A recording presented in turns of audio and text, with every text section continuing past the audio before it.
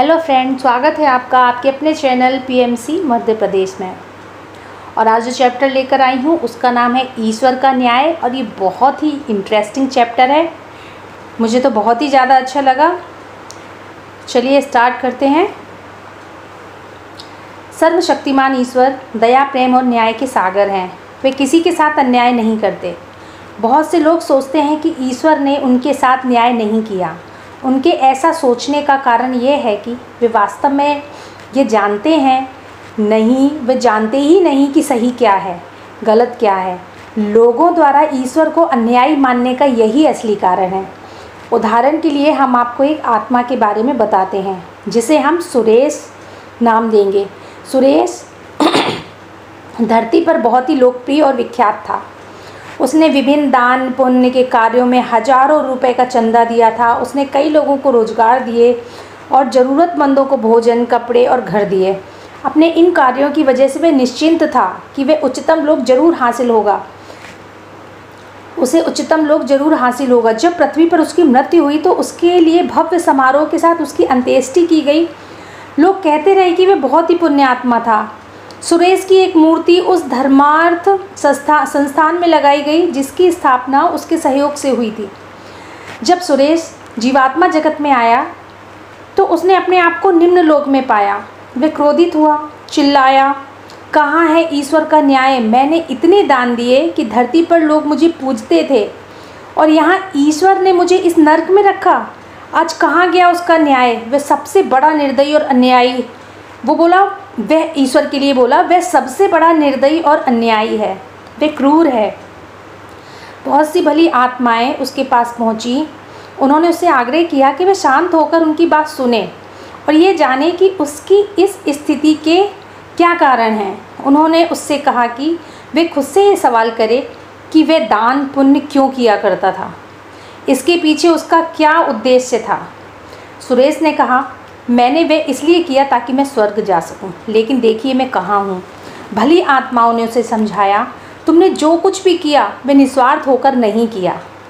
क्या ये सच नहीं कि सब कुछ तुमने अपने लिए स्वर्ग में स्थान पाने के लिए किया?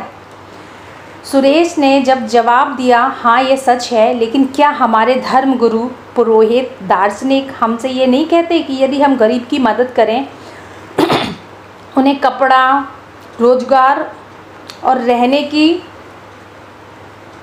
जगह दें तो हमें स्वर्ग मिलेगा? ईश्वर, पुरोहित और दार्शनिक ने मिलकर मुझे मूर्ख बनाया। देश को समझाया कि सर्वशक्तिमान ईश्वर ने उसके साथ धोखा नहीं किया, बल्कि धोखा तो खुद उसने ही अपने साथ किया, क्योंकि उसने जो भी पुण्य के काम किए उनमें प्रेम और उदारता नहीं थी। उसके कर्म सत्कर्म नहीं थे और ना ही निस्वार्थ थे। उसने वे सब अपने ही स्वार्थपूर्ण उद्देश्य, पाप करने के बाद ईश्वर को रिश्वत देकर स्वर्ग में जाने के उद्देश्य से किए। उसका मतलब केवल अपने पापों को छिपाना था। इस पर सुरेश ने क्रोधित होकर कहा, यह गलत है, मेरे साथ भारी अन्याय हुआ है। मुझे स्वर्ग में होना चाहिए। मैं स्वर्ग की लायक हूँ क्योंकि मैंने अपने पाप धोने और स्वर्ग का आनंद लेने के लिए कई सारे अच्छे काम किए। इसके बदले ईश्वर ने मेरे साथ धोखा किया और मुझे यहाँ नरक में रखा। ऐसे निम्न लोक में आकर उसे इतना धक्का लगा कि वह ठीक से सोच भी नहीं पा रहा था। उसने पुरोहितों, धर्म गुरुओं, ईश्वर को भला बुरा कहा, लेकिन उसने ये नहीं जाना कि जो पाप उसने किए उसे हजारों का दान देकर स्वार्थपूर्ण उद्देश्य द्वारा नहीं धोया जा सकता। आप कितना दान करते हैं इससे कोई फर्क नहीं पड़ता। अपने पापों का फल आपको भोगना ही पड़ता है। यदि आप अपने किए पर सच्चे मन से पश्चाताप नहीं करते और चाहे जैसे भी हो जिसका आपने नुकसान किया है उसकी भरपाई नहीं करते, तो अपने पापों को आप धो नहीं सकते। तो इस तरह आप देखते हैं कि बहुत से लोगों की ये गलत धारणा होती है कि वे इसलिए स्वर्ग प्राप्त कर सकते हैं क्योंकि उन्होंने हजारों का दान दिया है। यदि आप ऐसे स्वार्थपूर्ण उद्देश्य लेकर अच्छे काम करते हैं तो स्वर्ग में जाना तो दूर, आप स्वर्ग के दरवाजे तक भी नहीं पहुंच सकते। आपको ये सच अपने मन में स्वीकार कर लेना चाहिए। तो देखिए फ्रेंड, कैसा लगा आपको ये चैप्टर ज़रूर बताइएगा। और देखिए किस तरह से विस्पी और ऋतु यहाँ पर बता रहे हैं कि आपने जो भी पाप कर्म किए हैं, आपको अगर ऐसा लग रहा है कि ये गलत है, तो आप कितना भी दान पुण्य कर लें, मतलब रिश्वत ईश्वर के यहाँ नहीं चलती। आपको जब तक पूरी तरह से पश्चाताप नहीं है, आप माफ़ी नहीं मांगते, ईश्वर के आगे सरेंडर नहीं करते, तब तक आपका कुछ भी होने वाला नहीं है। तो अगर आपके रिश्ते कहीं से भी गलत चल रहे हैं, आपको कहीं से भी परेशानियां मिल रही हैं, तो आप ये सोचिए कि कुछ तो ऐसा आपका कर्म कभी भी रहा होगा कि जिसकी वजह से आज आप ये परेशानियां झेल रहे हैं। अगर ये वीडियो आप तक पहुंच रहा है तो इस बात को सुनिए, समझने की कोशिश कीजिए कि अगर आपको पुरुषार्थ करना है तो ध्यान और राम नाम से बड़ा कोई भी पुरुषार्थ नहीं है। आप कुछ भी कर लीजिए इसके अलावा, जब तक आप ध्यान में माफ़ी नहीं मांगते और राम नाम की शरण में नहीं आते, तब तक आपका कुछ भी होने वाला नहीं है। क्योंकि मेरे सामने कई ऐसे लोग हैं जो अपने जीवन में बहुत ज़्यादा परेशान चल रहे हैं।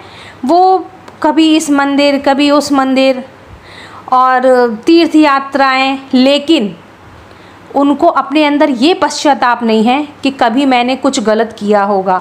आज भी वो अपनी फैमिली वालों पर ब्लेमिंग कर रहे हैं गंदी तरह से कि मेरे साथ ऐसा किया, वैसा किया। इसके पीछे का जो मेन रीज़न है ये जानने की कभी कोशिश नहीं की। एक लेडी हैं जिन्हें मैं जानती हूँ, तो वो जब से उनकी शादी होकर आई है, उनकी शादी को काफ़ी साल हो गए हैं, वो तब से परेशान ही चल रही हैं और वो टोटली ब्लेमिंग में हैं।